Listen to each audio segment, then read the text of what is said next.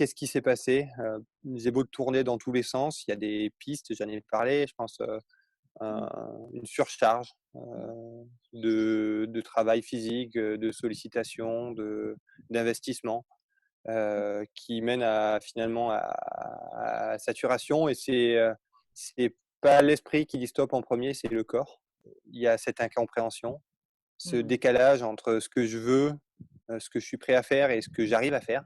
Mmh. Et puis après, comme vous le disiez, je pense que j'y ai cru, par vagues Mmh. et à l'entrée de chaque nouvelle période, j'y croyais. Je pensais avoir, voilà, travaillé autre chose et finalement la seule chose que j'avais besoin, c'était du repos, c'était ce break salvateur un peu en fin de saison, passée. Je suis quelqu'un aussi qui est, je pense une certaine, pudeur, une petite carapace, protectrice et cette carapace-là était bien fissurée quand même en fin de saison dernière. Donc il y a eu des larmes, cette année au relais d'Antols, on en parlait tout juste avant.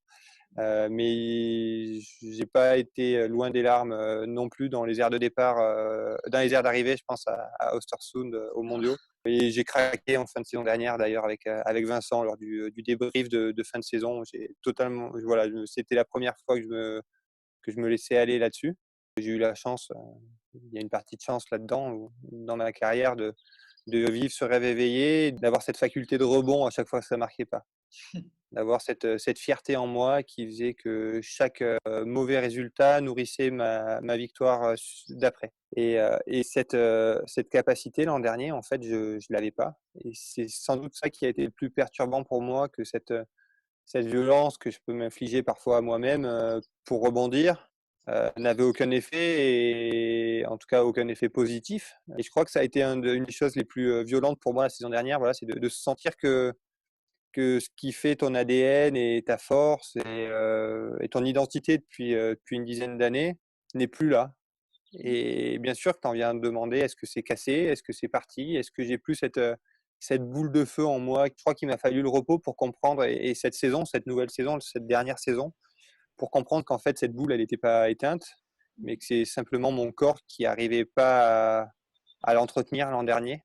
Et je crois que ça a été un de mes grands bonheurs cette année, jusqu'à la dernière course. On y viendra peut-être tout à l'heure, mais voilà, dans le dernier tour de cette dernière course, je sens cette flamme brûler en moi et je me dis, ben voilà, c'est le, la leçon de tout ça, c'est que cette flamme, elle n'est pas morte et que je suis un athlète extrêmement chanceux d'arrêter ma carrière alors que cette flamme, elle brûle toujours. C'est une saison en fait qui a été plurielle avec vraiment entre une attaque à Östersund qui est idéale, une fin du mois de décembre qui est plus compliquée, qui me pousse de nouveau peut-être un peu plus dans mes questionnements, un mois de janvier qui est peut-être le meilleur mois de janvier de ma carrière, des mondiaux qui sont à deux vitesses peut-être, un début très bon et voilà cette fin qui est excellente avec le relais et l'individuel et cette fin de saison à la bagarre avec Johannes.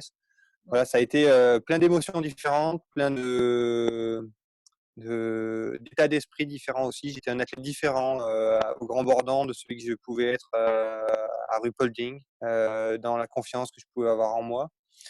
Cette individuelle, elle est marquante pour moi. Je suis voilà, une grande fierté pendant cette course après, une sensibilité à fleur de peau sur tout l'après-course, je pense, qui fait germer ces larmes du relais le jour après.